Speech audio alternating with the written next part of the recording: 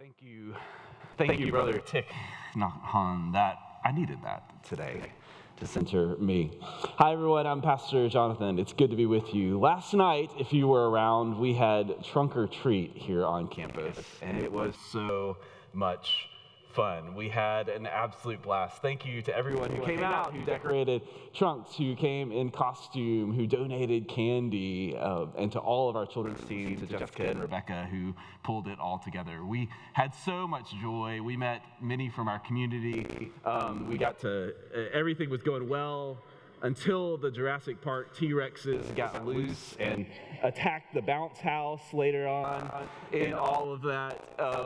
It was an amazing, amazing night. It is Halloween week, everyone, which is a magical and wonderful time of play and imagination with a little bit of spookiness in there, but just a little bit, because there's enough spookiness and real-world worries in our life already, right? Because it's not just Halloween week, it's also the week before a week from Tuesday as well, too, right? There's plenty of worry to go around. But even on a normal week, there's like worries aplenty around. There's money, there's relationship, there's work, there's school, there's the state of the world, there's the state of our state football teams to worry about, right? There's healthcare and hurricanes and homework and homecoming and home owning and sharks and sharknadoes and lions and tigers and bears, right? I could just list off worries for the next 20 minutes, and this would be the worst sermon ever. So we all kind of know that we're there, right? So there are things that send our hearts racing and our blood pressure up, as worry does that thing when it wanders up our back and into our amygdala, where it becomes part of that natural evolutionary nervous system that was there for important reasons, to trigger adrenaline when there might be a lion lurking in the grass nearby. That can be helpful to us. But now it spikes when there might be an email lurking in our inbox, which is less helpful for us. We have worries in this life. We have genuine, real lion in the grass worries. We have real anxieties. And I'm thankful that we live in a time when we recognize the valuable help of people like counselors and therapists and psychiatrists as a gift and a grace. And there are great resources out there and available to help us. And Pastors Kathy and Jenny and I can help connect you with some of those if that's helpful for you. But even with all that we're carrying today, as we rest in that, I want us to take heart, because you were created by a God who loves you and is with you, who upholds you, who sings over you, and who wants to help you find peace and freedom and life, and to cultivate that seed of non-fear in the midst of it all. Today, as you came in, you may have noticed a Post-it note in the seat with you. You can look around, you may see one there. If you have something today that you're carrying with you, a worry or a fear, if you want to, during the service today, you can jot it down. You can flip it over to the back if you need to list more. Later, we'll have an opportunity, I'll tell you about that, to share those, to open our hands and to share those with God, because God is with you in the midst of all of it. And we also have this witness of a Jesus who gets it, who's with us in it too. As Jesus prepared himself to be arrested, to go to the cross out of love for humanity, the story says that he prayed with such anguish that his sweat became like drops of blood. He's been through those long nights, grieving with us on our long nights. Jesus doesn't dismiss or discount our worries, but instead, in the midst of it, offers us a way to face them that's rooted in the truth that you are a beloved child of God, deeply loved, and that the deepest forces in the universe are at work in you and for good and for flourishing for you and for all things. And so on those nights when life seems deep, God's love is even deeper. Jesus lays out this way of approaching worry and fear in this conversation with curious folks that we call the Sermon on the Mount. Jesus begins that sermon with the Beatitudes. You may have heard those before, these blessings that affirm God's love for us especially when we feel weary or lost or unloved. Jesus always begins with God's deep love for each of us. And from that place begins to grow a vision of life that's grounded in God's love and empowers us to act and respond in love as well.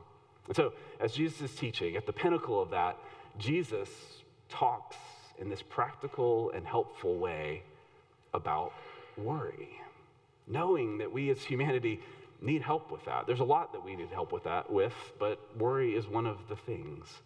And he says something that's profound, but also challenging, so much that we still wrestle with it today.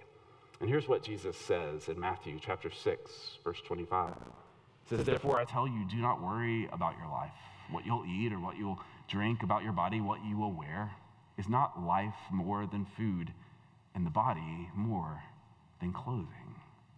Jesus says, you are so loved, so do not worry. And in that moment, there's like a record scratch, just like there is in this room today. And everybody listening is like, Jesus, what? Like, trying not to worry just makes me more worried. How, there's so much to do. There's so much to fix. We can't just Hakuna Matata all this stuff away, Jesus, right? But Jesus isn't saying that these things aren't important or that we don't need them, that we shouldn't work or plan or be diligent. In fact, he'll later say that these things are important, that we need them, and that God knows that. What he's saying is that we don't need to worry about them. He asks this, can any of you, by worrying, add a single hour to the span of your life? Has worry added to your life? I'm pretty sure it's taken a few days off of mine along the way, right? Instead of adding to relationships, it's diminished them. Instead of adding a sense of peace and confidence to my life, it's added a sense of insecurity when I go in that direction, to my home and to my workplace. Refreshing my 401k over and over and over and over hasn't added anything yet to it. I'll keep trying, right? So maybe Jesus has a point in all of this. Maybe, I guess. Worry hasn't added or changed anything. In fact, sometimes it can keep me from doing the very things that I need to do. Worry may feel like we're doing something because our heart rate goes up, but it's because we're running in place, right? Worry can teach us to notice things, and that's important. Worry is when we follow that chain of negative thoughts about all of the bad things that might happen in the future. And sometimes we need to be aware of those possibilities. We need to know if there's lions in the savannah and all. Worry doesn't need to be suppressed.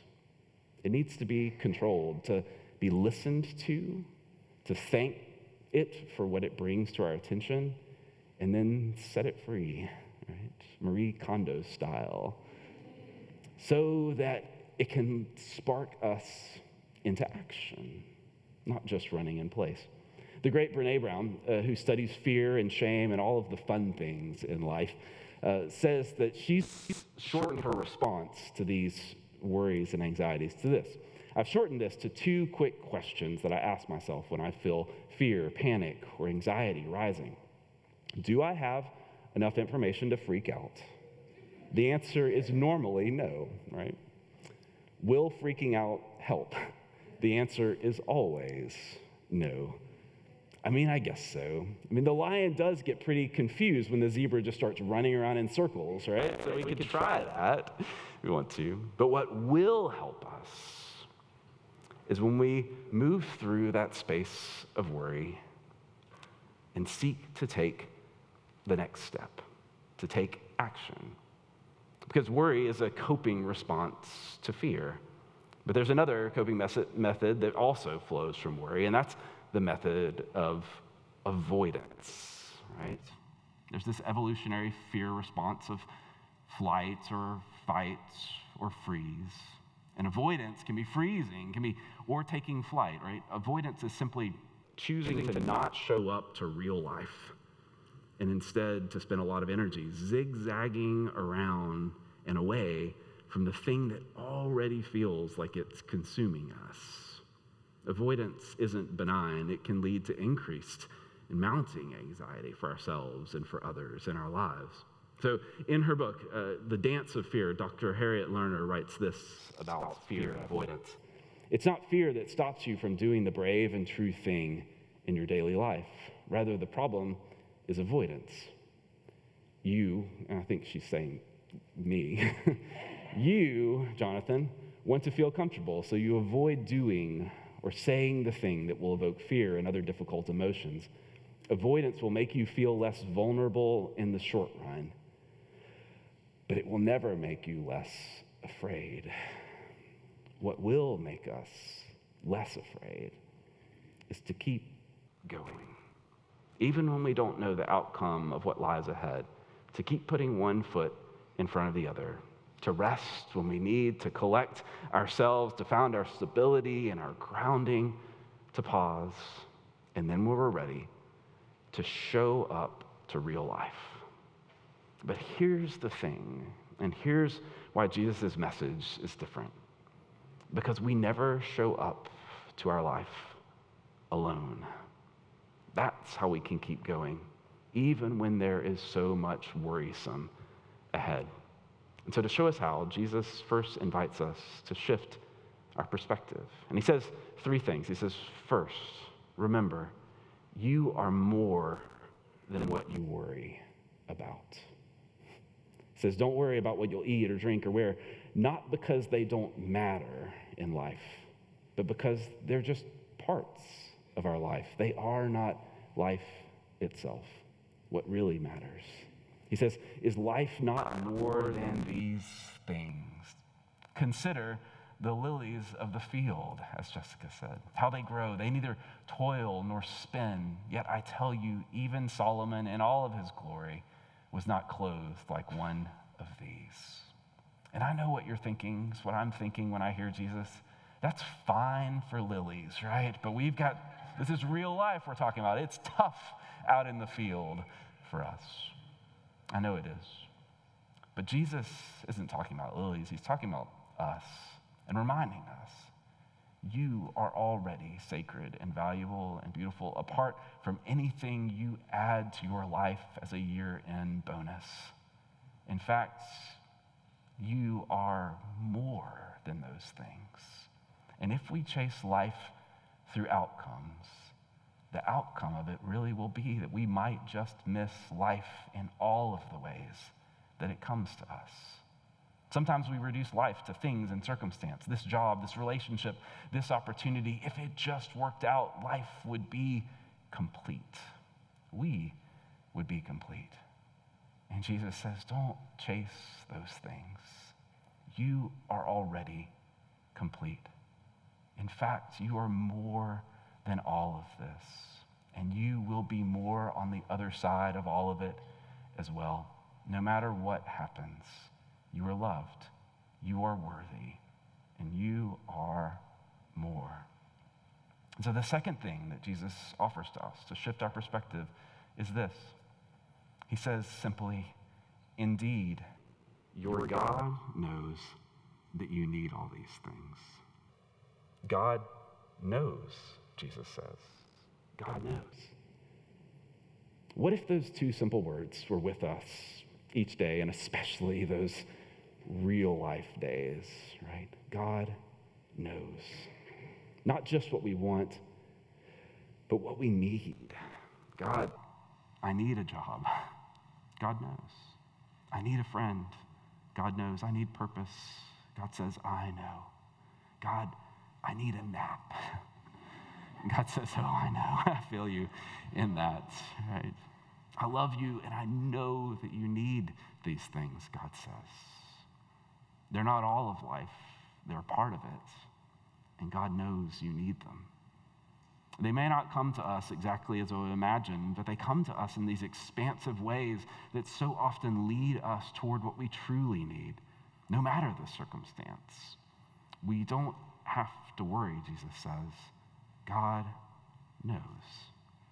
And because of that, amidst the hard things, Jesus says, you are not alone.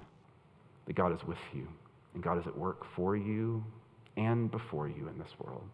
that as we journey through this life, that the deepest forces in the universe are right there with us in every season.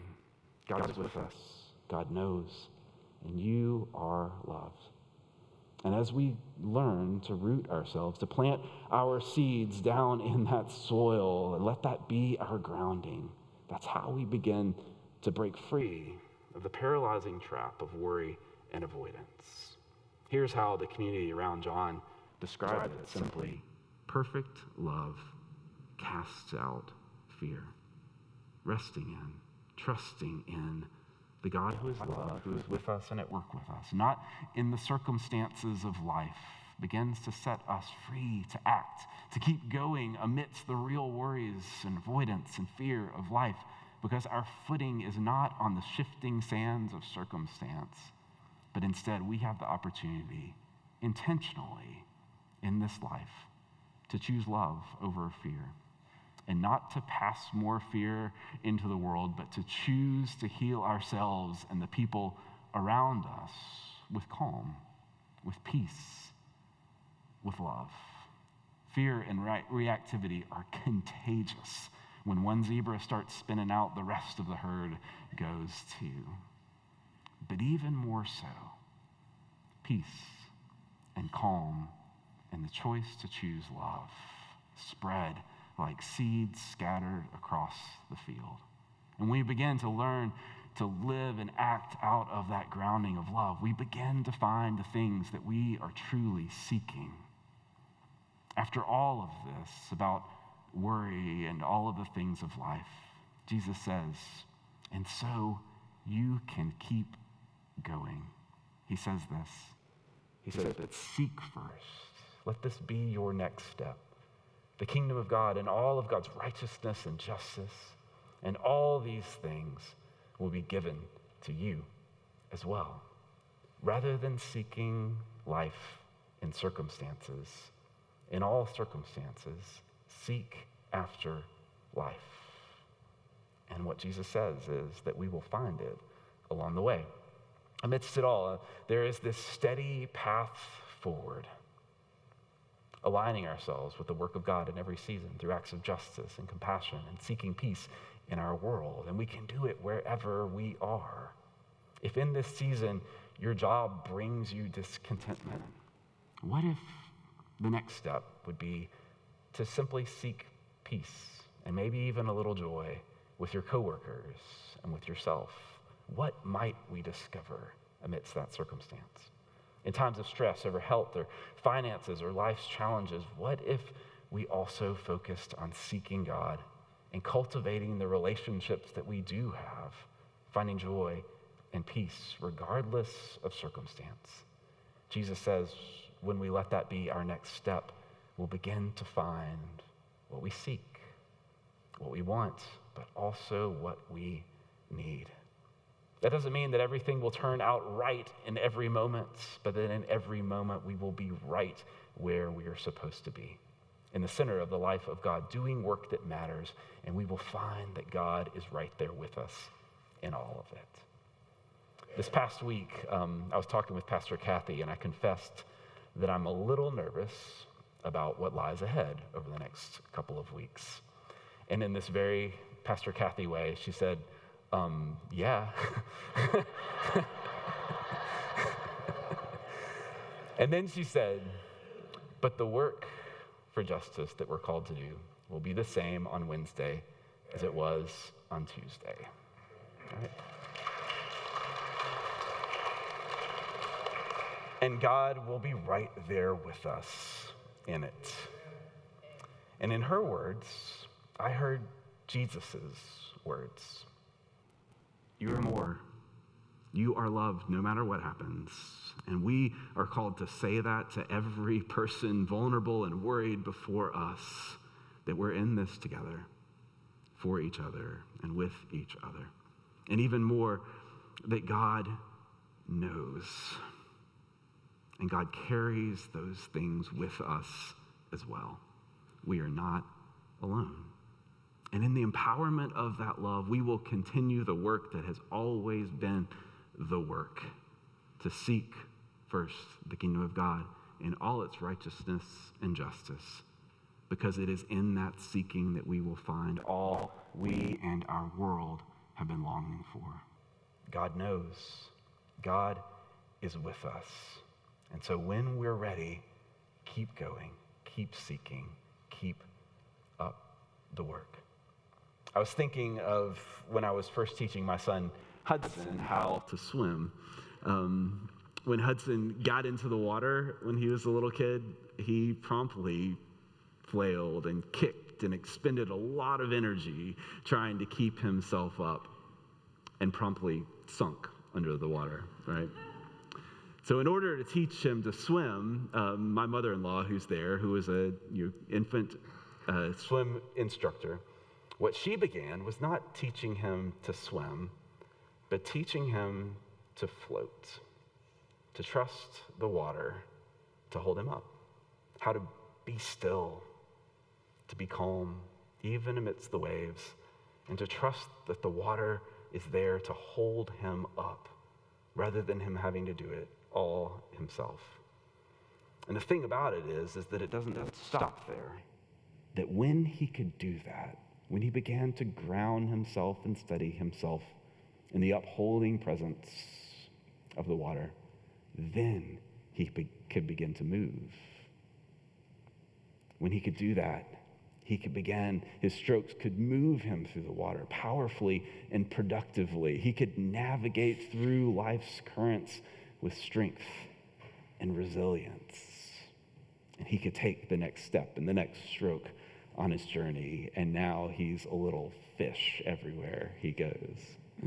This is what Jesus invites us to realize amidst it all that we are upheld by love, by a love that sings over us, that's with us, that says, you don't have to worry.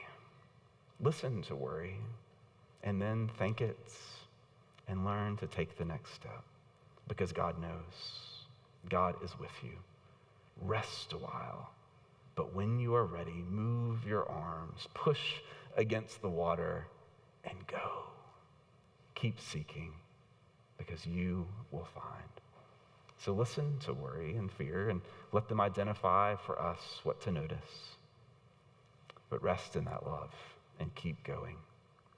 God is with us, and the work is still the work, and God is with us in it all. But worry won't get us there. Love will. A love that holds you up, that sings over you, and sets you free to take the next step. That through it all, you are loved. So today, I want us to find a chance to rest in that, to trust a little bit that you are more, that God knows, and that God is with you and all of us in it all. We carry so much with us in this life, but by opening our hands to the God who knows, we can find our grounding like an ocean upholding us. And in time, we can begin to move together. So those Post-it notes that you had in your pews with you, Josh and Kung Ray and Terry are going to sing a song for us that sings about this truth, that sings about the God who sings over us, who when we cannot hold it all is holding us. When we cannot know it all, that says, I know you, and I love you, and I'm with you. And so while this song is playing, if you would like, you can bring that Post-it note and lay it here together, to release it, to be upheld by the God who is holding it all, so that we might find our grounding and begin to move and swim and navigate life's currents and keep on the work of seeking after the work of God, the work of righteousness, justice, joy, and peace. You are more. You are loved. God knows, and God is with you, and so are we. Amen.